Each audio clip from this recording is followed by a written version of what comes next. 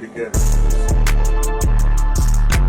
We can't be trying to, honestly, we can't be trying to win the war that never ended, the Civil War, by trying to use their same strategies, man. We gotta be thinking about stuff differently. And that's why I'm inspired by, groups like the Black Panthers, you know what I'm saying? So, it's what do the Black Panthers represent? What do the Black Panthers represent? Yeah. I mean, liberation. Because you said you're inspired by the Black Panthers. Yeah. What's their ultimate goal that you're inspired by of what they believe in and what they go by? Yeah. You want separation? Survival pending revolution. That's the motto, right? Okay. Survival pending revolution. So you gotta survive. It's beautiful, you know what I'm saying, when you have disposable income, when you can do stuff like invest and travel and read and go to the gym and shit like that, but a lot of black people still can't do that shit. So what should they do?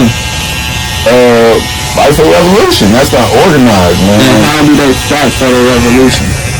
Somebody who ain't got no opportunity, no money, and the people who you just said and described. I mean, man, it's about building community.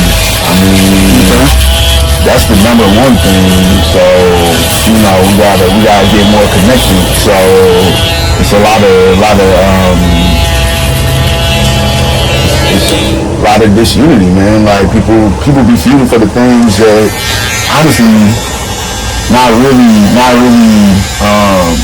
the cause of black people, but some of the shit that white supremacy has, caused. So